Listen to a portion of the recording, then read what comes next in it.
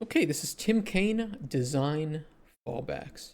Remember to say hello to Tim Cain. Hi everyone, it's me, Hi, Tim. Tim. Today I want to talk about design Yeah. fallbacks. Now I've talked about these before, and in fact I'm answering a question from GidKid100 who asked, "Can you make a video about fallbacks? What is the process for designing a less resource-heavy version of a system or a replacement for a system?" I think I talked about this. I know I did design fallbacks heavily during the Outer Worlds, but I had them in previous games, just not so structured. This is a really good topic because I think as a professional game designer, have to you're gonna have to accept the reality that no matter how good your design is, there's a very likely chance that there will not be enough time or budget to implement the design that you really want in the game, right? There's always going to be restrictions. There's going to be boxes that you have to fit into. There's going to be inabilities of team members simply because you don't have enough programmers or enough artists to do the thing that you want to do. So you have to think it. You not only should you in your mind think, okay, what's the ideal design for this? How can I recreate the feeling of the ideal, but in a realistic way?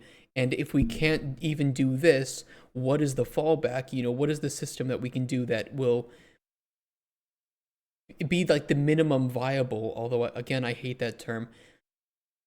Maybe just think of it as what can we do that is going to get us past this mile. Well, it sucks, but let's be honest, you're going to have to deal with milestones, you're going to have to deal with time frames, and it's not always going to work in your favor as a designer. So I think that junior designers, this is where they struggle the most, is thinking, okay, I have this really cool idea for the system, but I don't know enough about art, I don't know enough about programming or sound design or whatever to actually fit my idea within the constraints that we have, or the constraints that the publisher has, or that our market has, right? That the desires for the market. And as you get better, I think that you start to do it subconsciously. You start to think, okay, I know about how much time this is going to take to make. This is going to need, half a dozen pretty detailed 3D meshes. So, we can have the call with the lead 3D or the lead artist, and we can talk and sit down and see what's what before we even get into writing the documentation for it, right? Viable product, what was the viable product to scale back to the min? Exactly. Yeah. Yeah. Hey, Jorts, how you doing? I kind of feel the same way. I'm not a fan of the whole MVP outlook, but you can kind of think of it as your prototype. What's your prototype? What is the minimum viable to test whether it's good? And then your viable product should be what you're aiming to achieve. Like, there literally was a section in the design document for the Outer Worlds called Design Fallbacks. And by the way, when I talk about I like design that. document, there are some people out there that still think I'm talking about I have a paper document or a Word doc. The Outer Worlds one was spread across multiple. It can be like a wiki. Like some people use like Confluence, some people use other systems. It doesn't have to be one giant document. It can be anything. The goal of your GDD, the goal of any design is to communicate. And if making your book of GDD is better at communicating than a wiki for your team, go for it. If the opposite is true, go for it too. That's the goal. uh, Web pages. We used Confluence that were constantly edited and Yep. interlinked. So it was like a living document. So if you went to a page, you could not only see the design, but you could see people's comments on it. You could see who was assigned to it. If you clicked on that, you could go through even to schedules and see an idea of when this thing would be made. Confluence is Anyway, nice. I've talked about design fallbacks before. A design fallback is something you're going to do if a feature gets cut. Now, a design fallback isn't always here's a replacement feature. It's here's what you have to do if you decide to remove this feature, because features don't exist in a vacuum. They're Nope, they don't. interconnected to other things. And I think that's one of the things where I see a lot of programmers personally struggle with game design is from a programming standpoint, they like and want to make things very modular. And they often think that game design can work in the same way, where all of the systems and features can be modular too. And it just isn't. Game design, it is very interconnected. Most of your systems in your game won't exist, like he says, in a vacuum. They will rely on one another to provide that intended experience. Otherwise, it feels like, okay, here's your game, and then here's this weird other thing that doesn't really fit with the game, but could exist on its own, but doesn't have much interconnection, right? So you need to have fallbacks. You need to say, okay, if this gets cut, how will it affect this system, and this system? And is this system now invalid because it was entirely relying on this feature existing? So should we cut this too, or should we rework it so that, but this was maybe a point of progression, right? This was like a gold sink. Now you need a new gold sink for the player. Otherwise, your balance of your economy is going to be entirely ruined. And Sure, if you think you won't do this, if you're making anything but the most simplest game, and I've seen simple games that needed design fallbacks, you're going to do this. It will not be an if, it will be a when. He's right. This will happen to you for sure in every game you're doing. And the big point I want to make just up front is removing a feature is not free. It doesn't matter whether it's already been implemented or not. If you decide to remove something, it is going to Not take deleting code. time. Yep. And this time is frequently overlooked by publishers and producers, especially inexperienced ones. Yes. Although I suspect that sometimes they know it's going to take time, but they don't want it to impact the schedule, so they act like this shouldn't be something taking up any time. It does. It takes time to remove the feature and then stitch up the game without it. That feature was put there for a reason. It may be balancing, it may be someplace for the player to spend points. It may connect to a bunch of other features. Yep. So those related things have to be changed. Maybe some of them have to be removed. And then rebalancing has to happen. Sometimes your control scheme, the keyboard or controller scheme, has to be changed. Sometimes your game length will be affected. If you decide a quarter way into making a game that you're not going to include stealth or you're not going to include combat, that's a big that's decision. Going to dramatically change the length of your game. I will say, though, that if you are at the point where you're saying, okay, we're going to remove something as large as stealth or combat from our game, you've probably already fucked up your pre-production. Like, yes, that is a decision you can make in pre-production, right? That is the best time to do it. But you need to then understand that this is going to change gameplay percentages. It's going to change the gameplay loop. It's going to change the pacing of the game, pacing of levels. I mean, if you remove an entire dialogue section, even just small things like we're removing a dialogue, well, now it's changed the pacing of this level to where there's too much action and not enough character development or something. It's all tech debt, right? It's all debt. I won't say tech debt, but it's all debt that you have to pay back in some department. Can make or break the game. Yeah, it absolutely can. It absolutely can, but it isn't so much as just deleting code. Tim's absolutely right about that, where deleting stealth, deleting combat, I mean, you've messed with your gameplay percentages. Your entire gameplay loop needs to be reevaluated, and probably your pillars need to be reevaluated. Because maybe one of these things was a pillar, and now, well, you don't like it in your game. Now you need to say, well, do we need a new pillar? Is something else now more enjoyable than that, right? Maybe some new system that we didn't think was going to be as enjoyable was more enjoyable. We need to replace this pillar with this one. It's tough. I mean, and it's not always going to be something that you have an answer for right away. It really isn't. Like, design is very much about making the best with what you have in front of you. You're a problem solver. You're not an idea person, you're a problem solver. And you see this problem in front of you where it's like, okay, this system doesn't work. We need to remove it. How do we solve this? Do we replace it? Do we rework it? Do we remove it but then have to adjust everything else? And how is that going to impact everybody else's time and the milestone delivery plan that we've already sent to the publisher, which could affect how we get paid, right?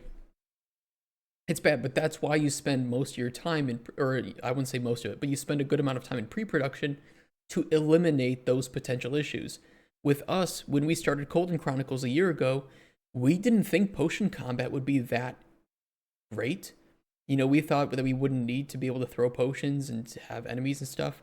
But then after implementing, it's like, actually, this adds a lot of dynamic opportunity into the world of being able to change the world around you, to use your potions in more ways than just giving them to NPCs. Like, this is probably going to end up becoming a new pillar of our game, is the combat, right? Or the potion throwing, we can say, whatever term we use for it. Need more swords in the game, yeah. So, it's just like you have to prototype it. You have to put the time in and take your time in the chaotic stages to determine if stealth or combat isn't what you want in your game. That's the best time to do it, is the cheapest, when you just have white boxes and a bunch of bullshit UI in place of it. Yeah, just fuck it, remove it, stitch it up, takes maybe a week, move on. Not taking a whole month to rework all of the localization that mentions combat or mentions stealth, to remove the button mappings and change the button mappings for controller, for your VR headsets, whatever the fuck. That's the worst time to do it. That's the time where you've just added another $500,000 to the development of your game, because you have to spend the next month reworking this core system. It's a lot of money. It's probably not 500,000, but you get the example here. Much more than if you decided to take a map out. So let's take a look at some of the things I've done. And also keep in mind that when you delete existing content, that means, because it takes time, that means there may be additional content that hasn't been implemented yet that won't be done because you've run out of time to do it. So sometimes removing something means something else won't get done either. This is complicated. I know it sounds complicated, but we're not in Game Dev 101 anymore. Design fallbacks and everything it entails are very much advanced. Yes, they are. Game development. You will do this. You will do this on your games. I don't see a lot of people talking about it, so boom, let's have a whole video about it. Let me talk about examples of fallbacks and what you have to do if these features are cut. The two most common ones are, you need to shorten the main quest line. For some reason, you don't have time to do it. Maybe you're out of time to make the assets that would be involved in those levels. Maybe the level designers just don't have time. They have the assets, but they simply don't have time to make those levels. Or this is a really common one. It's simply because you try to plan your game as best as possible. You have 3 years. You get 2 years into it, and your producer's coming over to you sweating, and they're like, yeah, so about those 3 extra levels that we need, it's not gonna happen. And so it's like, okay, well, shit. And now you need to determine what to remove to actually, so that you don't cut into too much of your buffer period, which is the time that you should be spending polishing your game. Or you go to your publisher and you say, what's the likelihood that you can pay us for another half a year of development? And the likelihood is usually 0%, depending on how good your game is. But there might be some wiggle room there, or you need to just ask, everybody. The sooner you find these problems, by the way, the better. It's as simple as that. And I've worked with some developers who preferred to hide the issues, pretending that they weren't a problem, and covering them up with MVP versions of features instead of just being honest about it. 3 guesses how that turned out. Or maybe you don't have time to test those levels, or light those levels, or put in loot, or additional exploration spaces, or additional combat encounters that are just off the beaten path. So the entire main quest line gets shortened. This will have a lot of effects. First of all, the game just got shorter. The game length changed, which is obvious, but your publisher may be like, we wanted a 40-hour game, and you're like, you're getting a 30-hour game. This also changes your ratio of main to side quests, which, I've talked about. A lot of my games, I want to keep that ratio about 80-20. Well, it could change story pacing too. 70-30. I've seen a few games that are 50-50. Once you start reducing main quests, by necessity, that ratio will change. You may want to change things based on that. Usually it's the main story quest that determines how much XP you're giving, because you want to know, because the main story quests have to be done, you want to know the minimum level the player can be when they reach the end of your game. Shorten that, you reduce what level they might be at. Yep. If that's acceptable, great. If it isn't acceptable, you're going to have to give more XP. You're going to have to go to all the previous quests, all of which are already done, maybe, and increase how much XP you get for them. Actually, I think Dragon Age, we just played Dragon Age Veilguard, and that was a good example. I think there was another game that did it too. Actually, Mass Effect does it, where 95% of your XP is going to come from main story missions, maybe like 90%. And then when you kill something in combat, you get like some measly little bit of XP. They do that so you feel rewarded, but really it's so that they can carefully control what level you are for when you reach certain main missions. It makes sense. I think it's a little lame sometimes, but I get why it's done. What different game in comparison? Dragon Age is Mass Effect. The new one is Mass Effect. I don't know. I'm trying to think of a game where they give you most of the XP in the main story and then measly little scraps here and there for side quests and stuff. And I can't think of anything. I just played it, so it's like right in my mind. It's the recency bias, right? Related to that, the second most common thing that you're going to be doing is just removing maps. I mentioned this. You may run out of time to make the map or light the map or make assets for the map or test the map, whatever. You are now taking out a map, which means the content that you were planning for that map either doesn't exist in the game anymore, it's been removed, or you move it to another map. That's why maps, when you're making a game, tend to be a little bigger than you need, and maybe you can fit it in somewhere. Maybe if it's critically important, you can fit it into the previous map or the next map in the sequence along the main story line.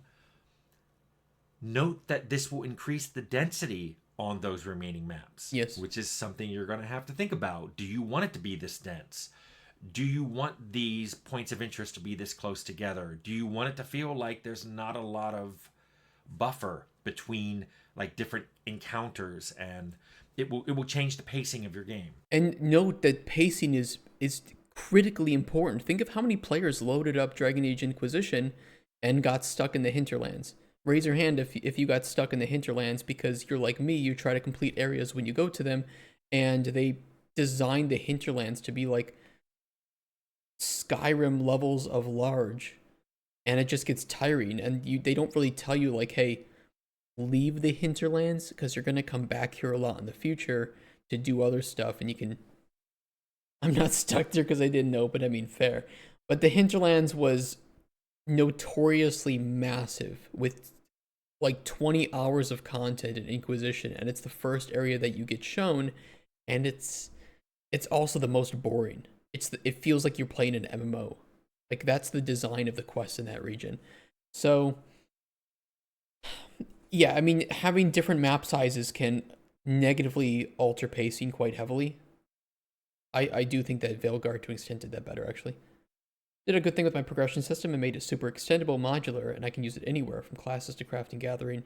Use it for damage progression, for abilities, weapons, and even for rewards for things like quests, achievements. We just plug in the progression if I were to change how much XP you get for a certain quest. Formula takes care of it. Kind of sounds similar to like to RuneScape actually, like old school RuneScape. Was that the zone meant to walk through as a hub map? The hinterlands? Actually, I might be able to find a Dragon Age Inquisition map. Is there?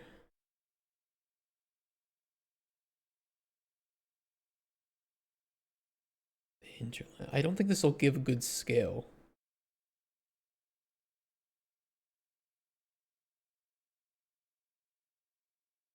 Actually, here's a pretty good. Here's the Storm Coast, and this place is pretty big.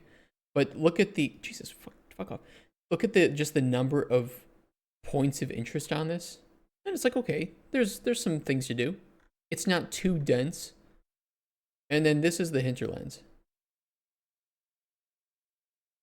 And there's a lot of this stuff that you can visit, but you can't do anything there until later. And it's just massive, and it's so dense, there's so much to do.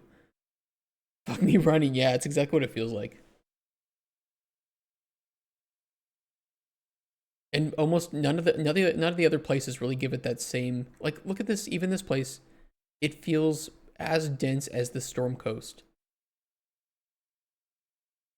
So yeah, it's annoying that this is the first map that they shove you in, and it's also it's just the most bloated, with not really anything memorable. And so if you're a completionist, this is just hell. So if anybody ever plays it, by the way, go to the hinterlands and then leave it. Come back later. Make it easy to find quests, lead the player out. That would be helpful, yeah. And just have some only way to change one thing instead of, let's say, 1,000 quests.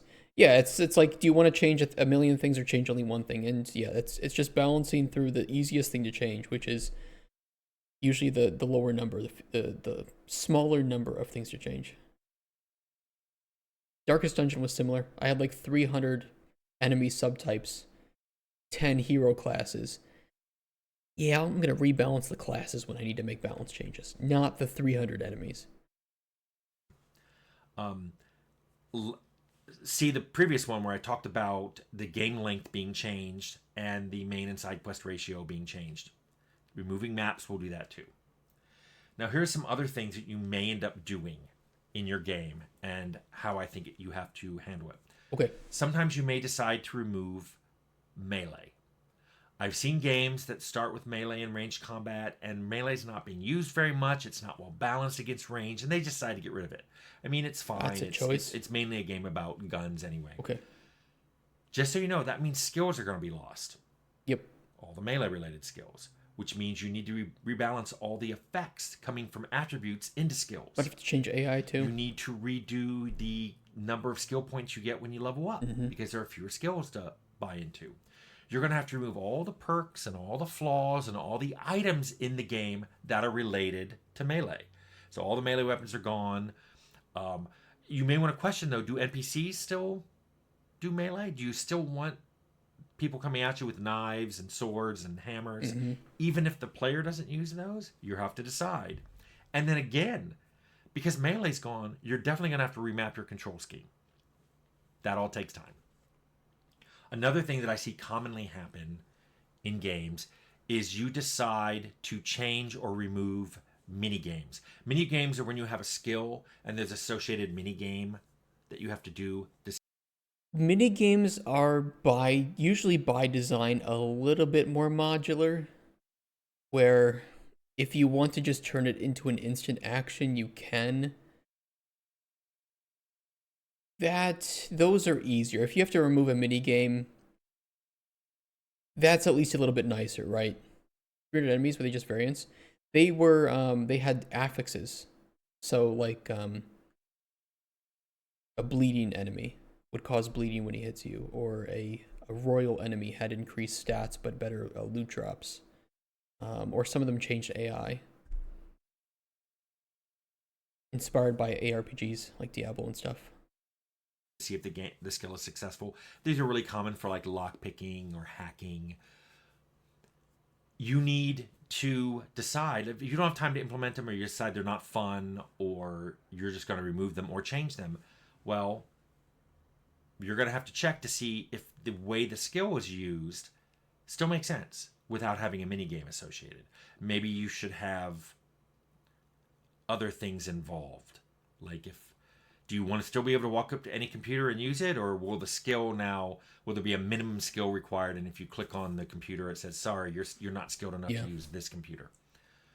You also want to consider if the minigame consumed resources, like lockpicking, like if it used lockpicks or hacking devices. Will the skill still use that, and how will that be conveyed to the player? Because before, the minigame probably made it really obvious the resources were being consumed. A big thing that a lot of people forget is mini games usually paused the game. Some didn't. Some of you were trying to do that lockpicking and you were still being attacked. But usually the game paused. That will probably not occur anymore, which will change stealth pacing. When you get I was just going to say that all changes pacing of the level, and sometimes those mini games are there to give you a bit of a breather, especially if they pause, the game for some instance. It's like, okay, pause, let's just lockpick, we'll get the loot, and then we'll keep moving, right? Those are all part of experiences, right? Because at its core, game design is about creating emotions in the player that then go combine together to create experiences. So having that sort of pacing with the pausing is part of giving the player a bit of a breather. And if you remove that, now the player's just going to be constantly on edge, in this hypothetical scenario. So it all matters. It all matters. It's all a lot deeper than simply, do we want it or not want it? It's like, well, what happens if we don't have it? NPC's watching you spyglass hack open a locker door in Starfield. Yeah. Like, hold on, guys. I actually did like their lockpicking minigame, though, in Starfield. It's kind of nice. Oceans are stupid. We only need loot. That locked door, if it doesn't pause the game when you're lockpicking it, or it doesn't pause the game when you're clicking the door to open it, that's going to change the rhythm of the game. It's going to change the player's impression of how stealth works. It's just something that's going to change, and you're going to have to see, is that change acceptable to you? Is this something you want in your game? I'm going to talk now about maybe removing swimming, but I'd say right now up front, this applies to all movement patterns. Let's say you wanted swimming in the game and then you decide to take it out. Probably because swimming adds a lot of animations, because moving underwater looks different, combat. Well, you have to add stuff underwater too, which can be really hindering on performance. And then on combat too, right? It's like, what happens with combat? Can things hit you underneath the water? Stealth, underwater is a whole beast. Underwater looks different. Using skills underwater looks different, and there's a lot of UI associated with swimming because you go underwater, you got to hold your breath. Well, if you decide to take out swimming, any related swimming skills, swimming perks, swimming flaws, swimming items, all that stuff has to be removed. Then you have to remove all the underwater content. And if any of it was critical, if it was main story required or you just loved it, now you're going to have to move it. And it's going to be hard to move it because if it was designed to be underwater content, so the player could move freely in 3D, it may not work to just move it to another map. You may have to completely redesign it. Water, you have to think about what water is. Is water now a blocker? Like, can you not enter water at all, or can you go into the shallows but then you can't go any deeper? Is that visually like Veilguard presented to the player? You may have to go back and rethink your art if you decide. Dragon Age Veilguard, where you can kill elven gods but you can't swim. Move swimming. If water's a blocker, what happens if you fall into it? What happens if you're on a cliff above water and you fall into it? Does it kill you? Is it insta-kill? Does your game even support the concept of insta-kill? Is that being conveyed to the player? Or does landing in water make the player maybe black out and they wake up on shore? How does that work with encounters? If you have creatures that can still go in water, what if they attack the player from water? But the player can't enter water. These are all great questions. Have a ranged attack. You have to think of all these things. Yep. That's super important. And I've just touched the surface because this is true for all the movement types you have in the game. If you have parkour, climbing around on things, and you decide to take it out, what happens to Cyberpunk, your level design, and what happens to NPCs that do parkour? Maybe some of you guys forgot, but Cyberpunk was originally supposed to have wall running with the mantis blades.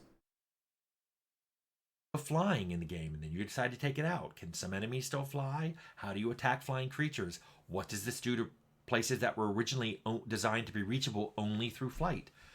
And this can even apply to movement. Some games have a walk mode and a running mode, and you may decide to get rid of that and just have one mode. Well, you probably have a sprint bar or something for running. You probably have attributes and skills and flaws associated with running, and those are all gone. It's not simple to just go, oh yeah, we've taken out running, move on. I wish it was. Another thing that commonly is done is I've seen a lot, and this happened in my games, where originally I wanted dual wielding, and then for whatever reason, usually animation related, we just don't have time to do it. Yeah. So now you suddenly are left with, instead of the player being able to have two one-handed melee weapons or two ranged weapons like two pistols, they can only have one. So you now have to rebalance all your items because you probably balanced the combat effects of like a pistol's only okay or a dagger's only okay, but so when you have two of them, that's the preferred mode. Or there were some really cool things they could do. There were some cool perks you could get, some cool attack modes. You're gonna have to change all that. I can really respect From Software's design with their combat, where they don't care if it looks janky as long as it feels good. So if you're dual wielding like two massive weapons in Elden Ring, they clip all the time. They do weird stuff with the ground. And you know what? Zero people give a fuck because it's fun. It's fun, but they save a lot of time and a lot of effort doing that, and they can just focus on making the game better. And I respect that. A lovely day with the wife in Galway yesterday and got a lovely night in a super fucking fancy hotel. Recommend going over Dublin. Congrats. Congrats. and rebalance the existing weapons and skills Can't to wait for the take gender into reveal. account that this doesn't exist anymore. Notice that rebalancing may affect things like weapon speed, weapon noise, ammo costs. Hmm. It's a broad spectrum of things you're going to have to do. One thing that I see happens, and it happened in some of my games, is we originally wanted it to play in first and third person, and that didn't work. It was a lot of work because, especially for player animations, an animation that you use for first person player doesn't work for third No, person. it does not. So if you say are removing the third person camera option for the player, now you may have to go back and look at a lot of part of your game. Do some skills even make sense anymore? Like dodging. Dodging may be something that looked good and made sense because the player could see somebody coming at them from the side and dodge. They can't see that in first person mode anymore. Now you're going to have to think about third person in game cinematic camera features like dialogue or dying or the player doing emotes. Do those still look good in first person? If not, can you still have those in third person? Look at the reason you're removing third person. Maybe there were too many animations involved, but those animations are reduced heavily in death dialogue or emotes, and so you can still have those. So it might be a compromise. Rather than remove the feature, you're now compromising. Still a lot of work. Still got to make lists of animation. Animators still have to do a lot of work.